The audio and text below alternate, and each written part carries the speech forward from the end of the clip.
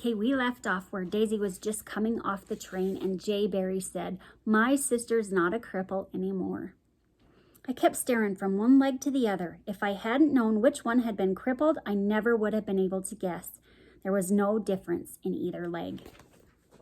As I stood there looking at Daisy, I knew that I would never regret giving up my pony.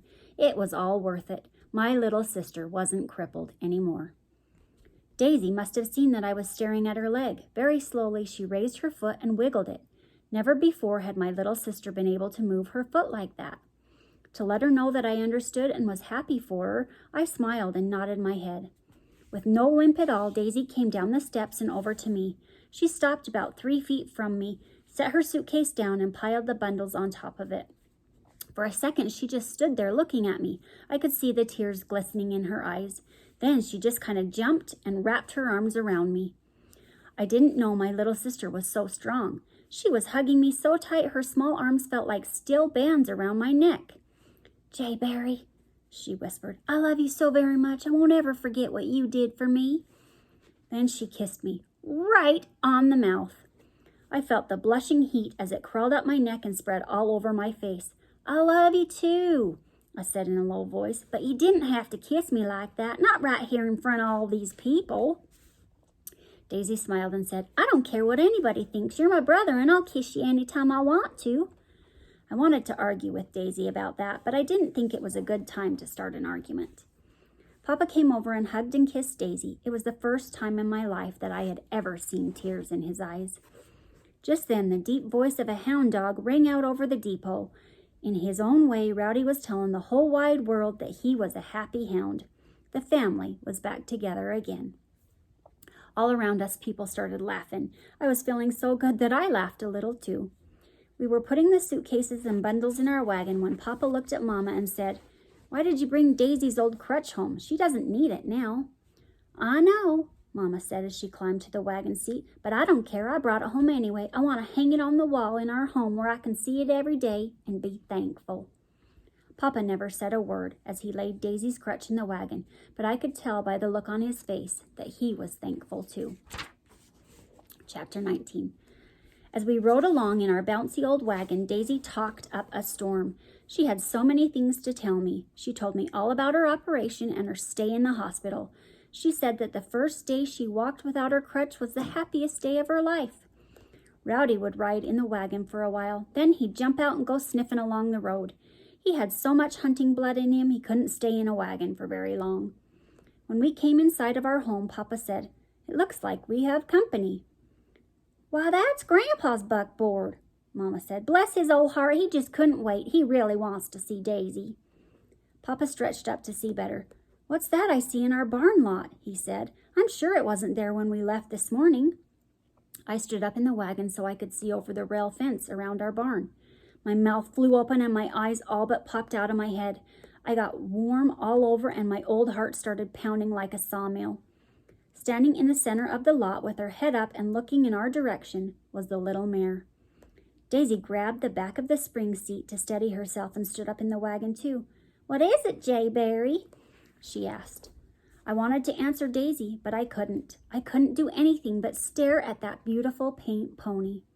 Just then the little mare shook her head and snorted. She trotted over to the rail fence. With her small ears pointing straight up, she looked at me and nickered. The nicker jarred me out of the trance I was in. "It's the little mare!" I shouted. "It's the little mare!" "Oh, it's a paint," Daisy said. "Isn't she beautiful?" The little mare was all excited. With her mane and tail flying, she galloped around the lot. Now and then she would stop, toss her head, and nicker. I could see that she wasn't limping at all. Daisy said, "Jay Barry, that pony acts like she knows you. Have you seen her before?" "She does know me," I said. "I saw her at Grandpa's store." I was still looking at the little mare when Papa drove up in front of our house and stopped the wagon. Grandpa was sitting on the porch in Papa's rocker. He was just sitting there with a grin on his whiskering old face, rocking away and looking at us. I jumped down from the wagon and ran to him. "Grandpa," I said in a loud voice, "the little mare, did you bring her?" "I sure did," Grandpa said. "She's all yours. She's your pony." I was so stunned I couldn't even thank Grandpa. I just stood there with my mouth open, looking at him and not even seeing him. From behind me, I heard Daisy squeal with excitement. "Oh, Mama!" she said. "It came true, it really did. The wish I made in the fairy ring has come true. I wish that Jayberry could get his pony in 22. On hearing the rustling of paper, I turned around just as Daisy walked up to me. She had one of the packages in her hands and was hugging it to her. With a serious look on her face, she said, "Jayberry, this is your gun, but before I give it to you, I want you to promise me something. I want you to promise me that you won't ever shoot any of the little things that live in these hills. I mean little birds, squirrels, chipmunks, and bunnies. They don't hurt anything. If you just have to shoot something, there are plenty of old rattlesnakes, chicken hawks, wolves, and wild cats around. You can shoot them, but not the little things. Will you promise me that?" Things were happening so fast I couldn't think straight. My mind went completely blank. I wanted to promise Daisy, but I couldn't talk. All I could do was nod my head. Daisy said, "Don't just nod your head, Jayberry. I want to hear you say it out loud." I took a deep breath and said, "All right, Daisy, I promise that I won't hurt any of the little things. Not ever again." As Daisy held the package out to me, she smiled and said, "Mama and I walked all over Oklahoma City looking for this 22. I think it's just like the one I saw you looking at in our catalog." With trembling hands, I tore the paper from the package. There it was, my own 22. It was a single-shot Hamilton, the very gun I had always wanted. I turned the gun over and over and ran my hand along the dark walnut stock and the slick metal barrel. I put the stock to my shoulder and drew a bead on a fence post.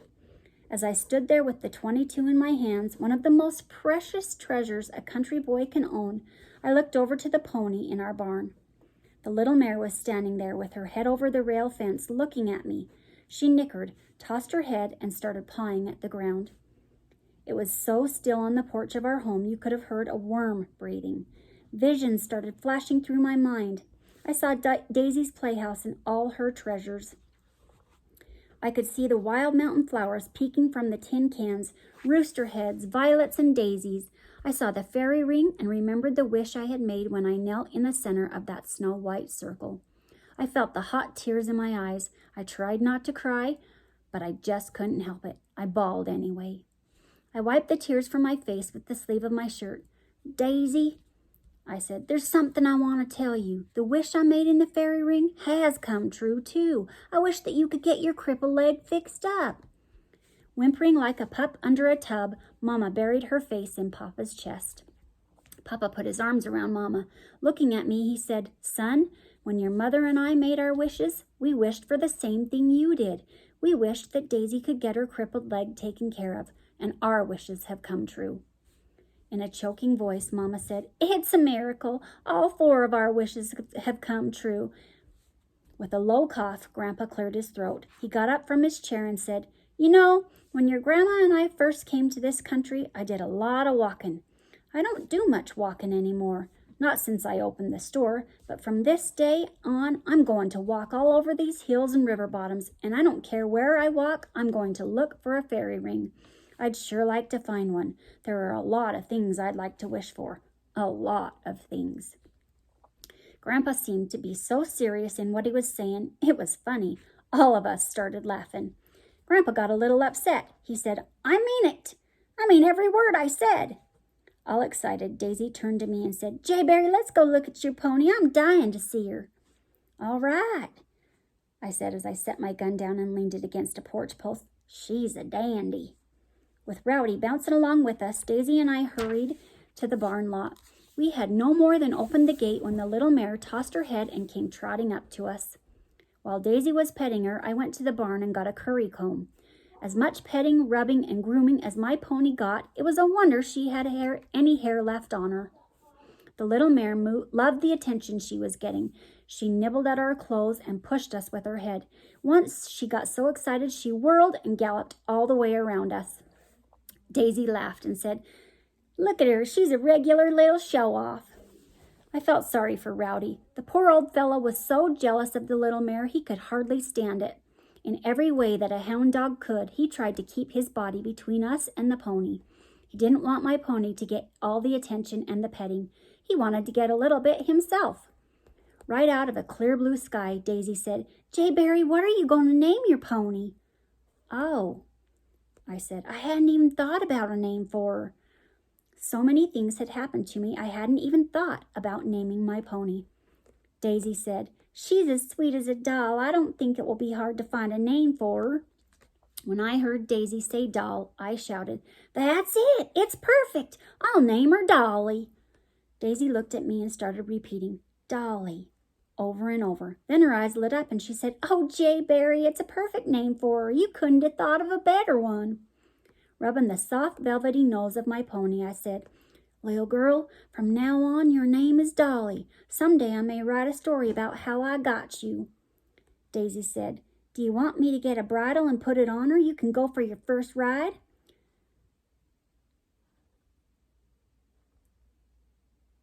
"No, Jayberry." Oh, sorry, I messed up. "Daisy," I said, "do you want me to get a bridle and put it on her? You can go for your first ride." "No, Jayberry," Daisy said, "I'd love to ride her, but we'll have plenty of time for that. Right now there's something else I want more than anything." "What's that?" I asked. "I want you to run with me," Daisy said. "I want that more than anything I've ever wanted." I was so surprised I couldn't believe what I heard Daisy say. "Run with you?" I said. "Yes," Daisy said. "All the years I've been up in my playhouse and watched you and Rowdy running in our fields, I could hear you laughing and Rowdy barking. You seemed to be having so much fun. I wanted to be running with you. Oh, how I wanted to be there, but I couldn't.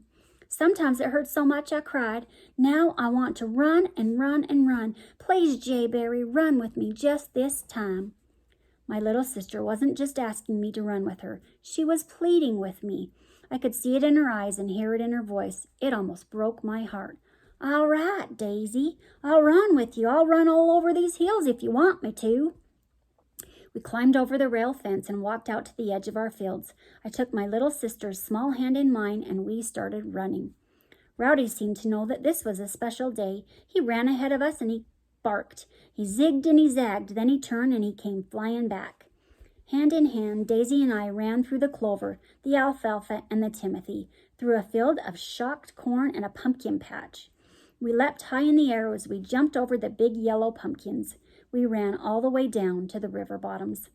As we ran, I glanced over at Daisy. She had her head thrown back and her face was flushed with excitement. Her long hair was flying and her eyes were as bright as morning glory blossoms. She was squealing with laughter. I had never seen my little sister so happy. It made me feel good all over. I was still a boy when I left the Ozarks, only 16 years old. Since that day, I've left my footprint in many lands, the frozen wastelands of the Arctic, the bush country of Old Mexico, and the steaming jungles of Yucatan. Throughout my life, I've been a lover of the great outdoors.